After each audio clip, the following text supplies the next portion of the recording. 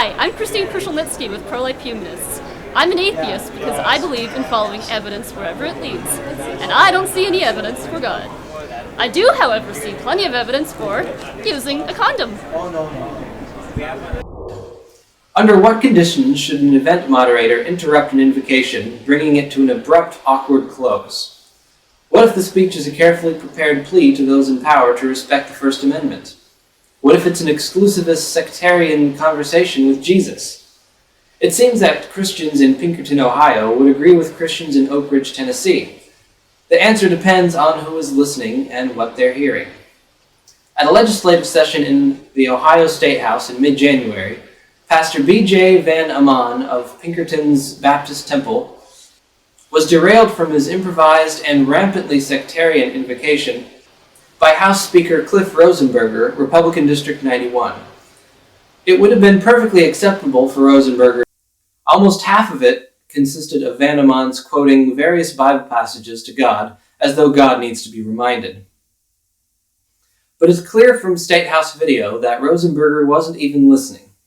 He unceremoniously terminated the speech with an "Amen, Pastor, thank you very much," after Van Aman breezed past the customary 2 minutes, then the not-so-customary 4 minutes, and was just building up steam at 5 minutes. Rosenberger, whose duties include making sure the proceedings proceed, jumped in just as Van Aman took a breath to quote a, perhaps lengthy, prayer from John Adams. The content of Van Aman's speech has emboldened some Christian commentators to cry censorship, but this charge is possibly only because Van Aman was indeed violating the First Amendment. It's obvious from the video that Rosenberger was going to cut him off anyway. Still, Rosenberger was apologetic, later telling reporters, "I didn't mean to be rude and I feel terrible." At a January City Council meeting in Oak Ridge, Tennessee, Miss Alida Ledendecker of the Rationalists of East Tennessee attempted to deliver her prepared speech, carefully crafted to fit within the strict 3-minute limit set by the council. Ledendecker made no references to any god or particular religion, but was shut down by Mayor Warren Gooch with about 30 seconds left, exactly the amount of time she needed to finish. Knowing that Ledendecker was associated with atheist organizations, Councilmember Trina Bond had boycotted the invocation altogether, explaining that the speech might be contrary to my religious beliefs.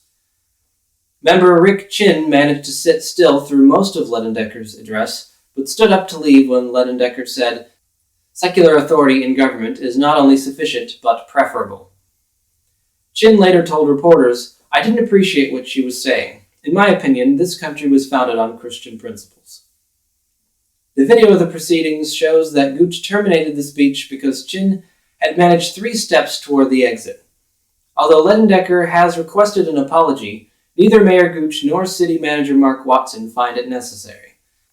Watson claimed, demonstrably contradicting the video evidence, that Miss Ledendecker had exceeded the time limit. One part Sixth Sense, one part The Emperor's New Clothes, one part Lost My Face to Personal Loss cliché, the Irish Gaelic short film Rúbaí has received numerous awards since its release in 2013, having been screened at the Babel, Tribeca, and Chicago International Children's Film Festivals. This July, director Luis D. Finachta will find out whether a filmmaker can receive honor in her own country, or at least from her compatriots, at the Irish Film Fiesta in Rome. The very short film follows Rúbaí, played by first-timer Dorian Ní Foighel, a precocious 8-year-old girl who prefers reading about Charles Darwin over religious instruction, much to the chagrin of her practicing Catholic parents, as well as the local priest. The thorn in Ruby's side is her upcoming First Communion, to which she objects because, as she explains to her teacher, there is no God. Dad scowls, Mom scolds, and the priest seems to think he is in personal danger.